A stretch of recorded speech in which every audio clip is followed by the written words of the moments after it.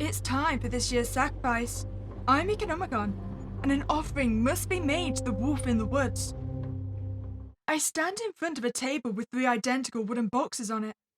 Whatever I choose will decide my fate. Which should I pick?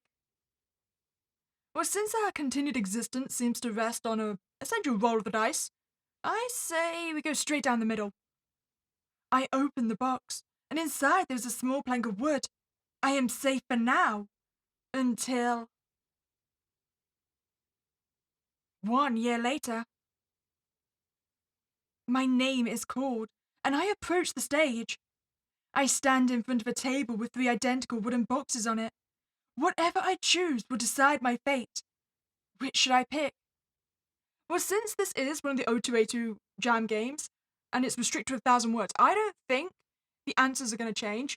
I feel like box in the middle is always going to be the plank of wood.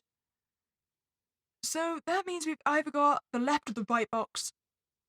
And also, I'm curious, do you think there's any kind of, age limitation on how long we can be offered up as the sacrifice for? I mean, if we don't, the only other option would be that one of these boxes exempts us. Because there's going to be some way of being permanently safe, right? If we can get the wood which temporarily saves us. Let's test it. Okay, so do we want the right or the left? Well, right is the right answer, so we pick left. I open the box, and inside there's a singular red brick. I sigh in relief. I am safe. Oh, hell yeah! I told you my logic is unbeatable. And this is why you never pick the right answer. So, that does mean, though, that the right box is going to be our death, right? We're going to get offered as the sacrifice. And since there is a way to actually exempt us from the offering by picking a box, that does imply there's probably no age limitation. So essentially, if someone had bad enough luck, they could constantly pick the plank of wood up until they're in their 80s and they're someone's granny. And then they can pick the right box, and then they could get offered as the sacrifice. Maybe that's the true story behind Little Red Riding Hood. It's not chance that the wolf found the old granny. It's that she picked awful boxes, and then got herself sacrificed, and then she was eaten by the wolf. In which case, wouldn't Little Red Riding Hood be the true villain of that story? Because she essentially kills a wolf who was only killing an offered sacrifice. So he was technically in the right there. Well, let's go get ourselves eaten then. I open the box, and inside is a small bundle of straw tied together with a string. My name is Emma, and I am the next sacrifice. I pull my red cloak tighter around my shoulders as I slowly tread over the uneven forest floor. No matter where I look, the same view surrounds me. Every tree I walk past is as old and withered as the next. Oh. So wait, I'm Little Red Riding Hood? Am I really the villain then? Every year, one villager is sacrificed to the big bad wolf. Their life is given so the other villagers can carry on with their normal lives without fear.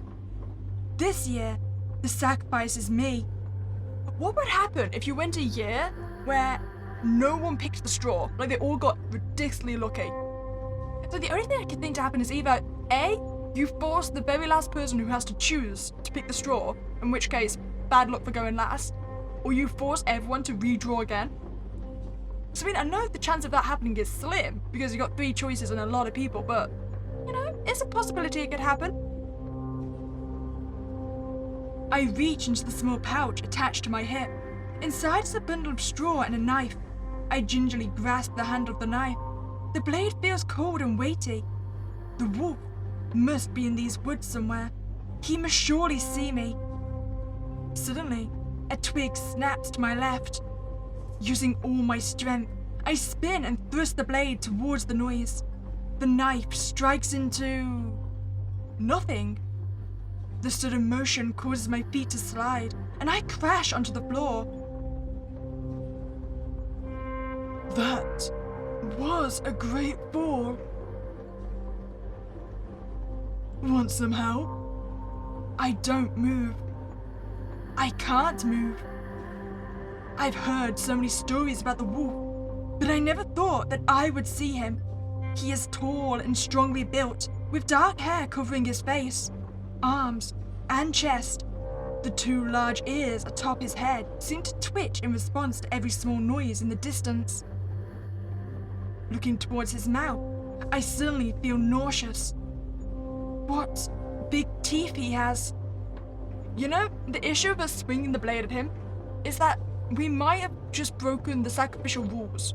I mean, we've been offered to him, and now we are attempted to murder him? I mean, in any reasonable binding contract, that would mean we've essentially forfeited our town, right? Like, they would now be under threat of him. Oops. What are you doing here? Asking why I'm here? Does he take me for a fool? I stand up and point the knife towards him. Stay back! Whoa! No need to point the knife at me. I just wanted to check that you were alright, little pig. I know this place like the back of my hand. I can help you. He was trying to help me. No! It can't be! You little pigs seem to get yourselves lost pretty easily. You are all easy to spot, though. Red must be a popular color in your village, huh?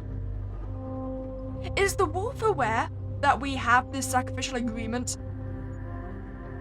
Because either A, he knows nothing about us, and he just constantly just see people from our village wandering around in his woods, or B, he knows about it and he's lying about it and he's just trying to toy with me. Both seem like a high possibility at this point. I glance down at the red cloak I'm wearing. This is what the sacrifices are made to wear. The bloody shroud, they call it. It's nice to have a friendly chat for a change. Ignoring the knife. Usually, you all take one look at me and run away. Why did you come up to me? Why not leave me alone? You're lost, aren't you? Plus you fell. You might have hurt yourself. I shake my head. Isn't this what the villagers warned me about? The big, bad wolf will be kind and he will pretend, but he will cause your untimely end. They used to say that all the time. Why am I doubting it now? Every year, someone is sent here from the village. They get sent here and never come back.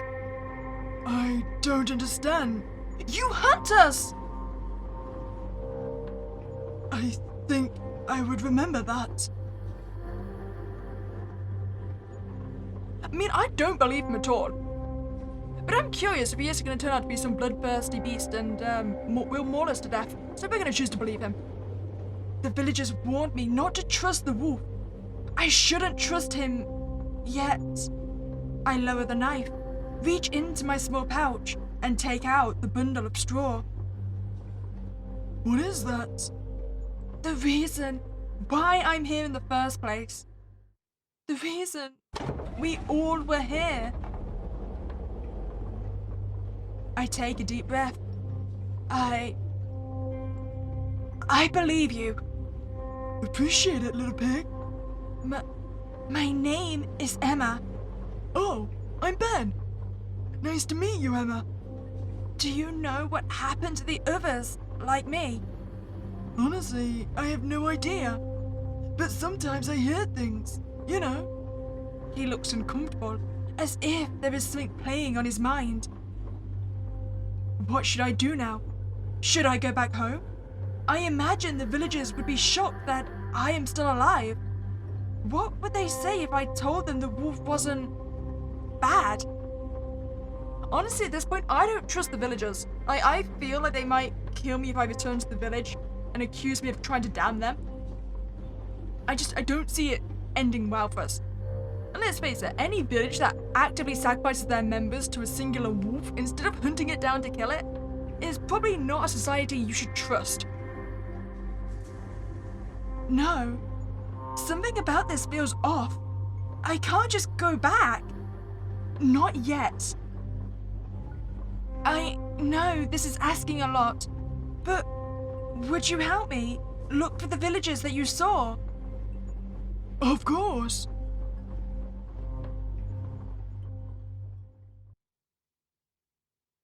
Once upon a time, there was a little pig who was chosen as a sacrifice for the big bad wolf.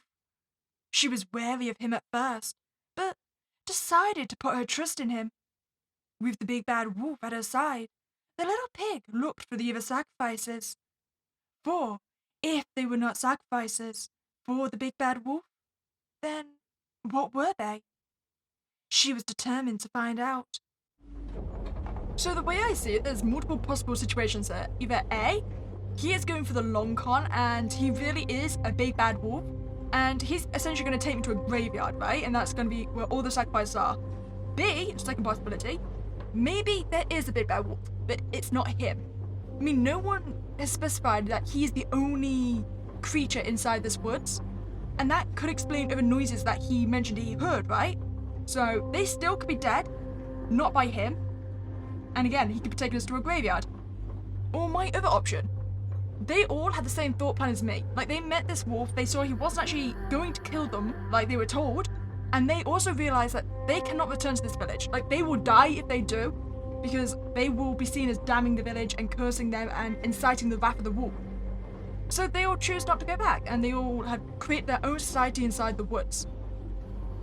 I'm not entirely sure which option is going to be correct, or which one I want to be correct. Honestly, I'm kind of liking the idea of him being a sincerely big bad wolf and just taking me to a graveyard. That's kind of like the darkest timeline. But this time, we're going to choose not to believe him. Don't move! It's okay, little pig. I won't. I promise. Without a second thought, I sprint back in the direction that I came from. I look over my shoulder as I flee. The wolf was honest. He didn't move. I run until I see a beam of light through the trees. Is this it? Am I home? 3 steps. 2 steps.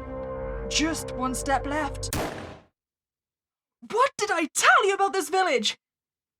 I mean, that could actually be the truth as well. Like, maybe the villagers are all dead and they didn't have the idea not to return. Like, they trusted their society. So they all returned and they were all shot, and that's why no one ever saw them again. My body is forced backwards and then thrown to the floor. I lift my hand from my stomach and see that it is now dyed red. The blood pools and stains my red cloak. I hear voices, though I don't have time to wonder who they are. Listen, I was already dying. I suppose thank you for putting me out of my misery. Once upon a time, there was a little pig who was chosen as a sacrifice for the big bad wolf. She was wary of him and decided to escape his presence. Little did she know that the wolf was not the big bad until it was too late. You know, this just now brings the question though, is it the motivation behind the village? Like, are they just convinced that he's a big bad wolf and that they're trying to stop their village from being cursed, and that's why they kill all the sacrifices on the returning? But then again, clearly there's been no interaction between the wolf and the village since he doesn't even know what's going on. I think the village has some secrets of their own. And sadly, we can't find out what they are because we have been shot twice. Well, if you enjoyed your time here, I'd really appreciate you to like this video and subscribe to this channel. Other than that, it's a spooky day and I'll catch you next time, guys.